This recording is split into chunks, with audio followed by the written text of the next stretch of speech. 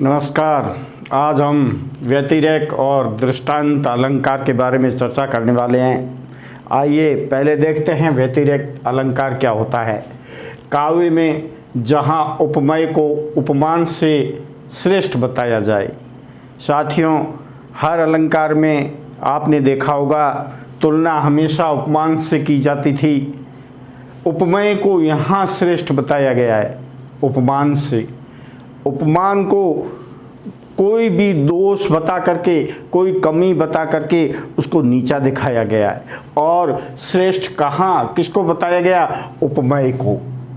उपमान से तुलना होती है और यहाँ उपमेय को श्रेष्ठ बताया गया और उपमान को क्या दोष दिखा करके और कम दिखाया गया है। दोनों की तुलना की जाए तो यहाँ उपमेय श्रेष्ठ है। व्यतिरेक अलंकार में उपमेय श्रेष्ठ है और उपमान है वो उसकी श्रेष्ठता की दृष्टि से कम है। लेकिन होता क्या है, हमेशा श्रेष्ठ उपमान होता है। तुलना उपमान से की जाती है उपमेय की। लेकिन यहाँ इस अलंकार में उपमेय को श्रेष्ठ बताया गया है उपमान से। और इसमें कोई भी दोष बता करके और इसको कम श्रेष्ठता में कम दिखाया गया है। देखिए, जिनके यश प्रताप के आगे शीश मलिन रवि शीतल लागे। यश प्रताप की बात करें तो पहले कोई भी उपमेय है उसकी तुलना हम किससे करते थे? उपमान से करते थे, चंद्रमा से करते थे, सूर्य रवि से करते थे।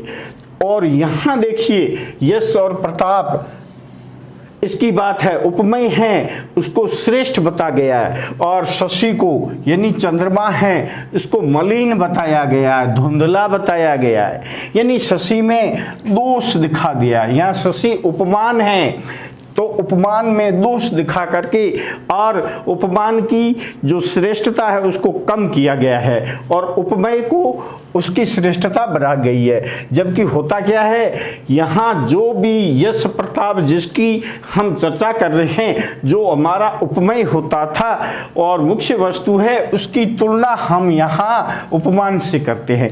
लेकिन यहाँ उपमान को मलिन बता दिया, रवि को शीतल बता दिया।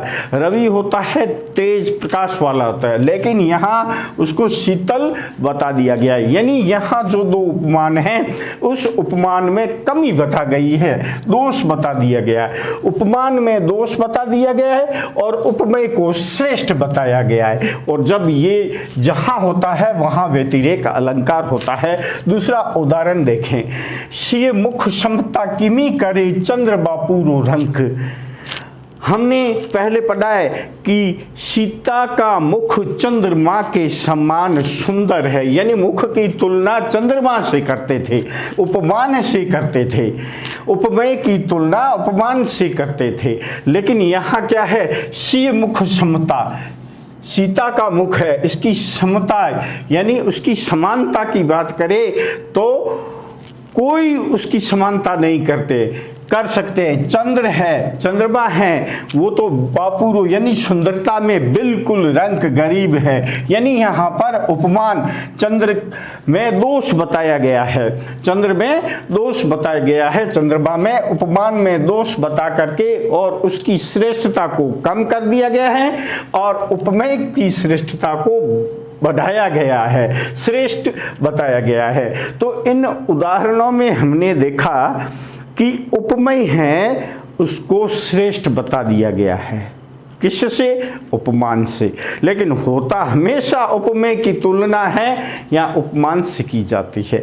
और यहाँ थोड़ा श्रेष्ठ है, उपमेय को बताया, इसकी श्रेष्ठता कम कर दी है, इसमें दोष बताया गया है। तो ये ऐसी जब परिस्थितियां होती है पंक्तियों में, कविताओं में, तो वहाँ व्यतिरेक अलंकार होता है। हमारा दूसरा अलंकार है दृष्टांत अलंकार। इसमें क्या होता है, इसमें जो मुख्य वस्तु होती है, जो उपमेय होता है, अब उपमेय के रूप में जो बात कही जाए उपमान में कही गई बात से मेल खाती है।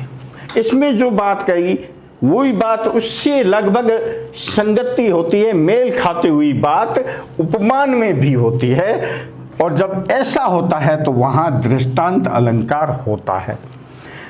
इसकी एक पहचान देख लो, जहाँ ये लोकोक्ति या कहावत हमें मिले, लोकोक्ति या कहावत हमें मिले तो उसमें दृष्टांत अलंकार होगा, ये ध्यान रखना है। एक म्यान में दो तलवारें कभी नहीं रह सकती है, एक म्यान में दो तलवारें कभी नहीं रह सकती है, ये हमारी कहावत है, लोकोक्ति है।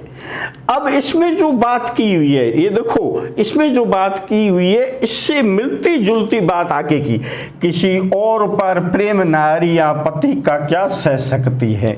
जैसे एक म्यान में दो तलवारें नहीं रह सकती है, उसी प्रकार पति और पत्नी के बीच में तीसरा और कोई नहीं रह सकता है, दोनों ही रह सकते हैं।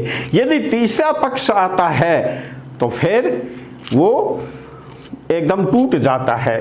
तो यहाँ चाहे नारी की हो, चाहे पति की हो, चाहे पत्नी की हो, इनकी स्थिति कैसी होती है, उस म्यान में हो, म्यान की तरह होती है। म्यान में दो तलवारें रहते हैं तो ये एक धागे से दो पिरोए हुए दो मोती होते हैं जिसको कोई नहीं तोड़ सकता।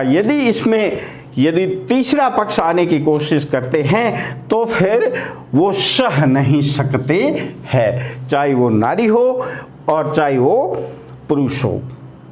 दूसरा, करत करत अभ्यास के जड़मति होत सुजान।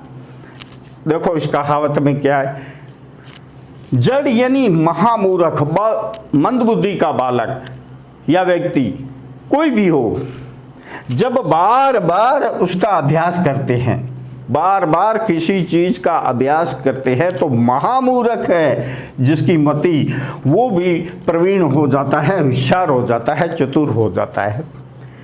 जैसे रसरी आवत जाते सिल पर परत निशान। जैसे कुएं में जो रस्सी होती है पानी निकालने, आते और जाते जब पत्थर से टकराती है, अंदर जाते और ऊपर आते तो पत्थर पर भी निशान पड़ जाते हैं। वैसे ही महामूर्ख जो मति का व्यक्ति होता है, वो कोई भी काम हाथ में लेता है तो बार बार उसका जब प्रयास करता है तो वो भी होशियार हो जाता है, दूसरों से प्रवीण हो जाता है। इस तरीके से हमने देखा इस अलंकार में कि इसमें एक कहावत और लोकोक्ति होती है, और जो उपमेय में बात हो रही है वैसी ही मिलती जुलती बात है, उपमान में भी होगी, मेल खाती हुई बात होगी। तो आज हमने व्यतिरेक और दृष्टांत अलंकार के बारे में अध्ययन किया। आशा करता हूँ आपको समझ में आया होगा। नए अलंकार के साथ फिर उपस्थित होंगे, तब तक आप सभी का धन्यवाद। जय हिंद।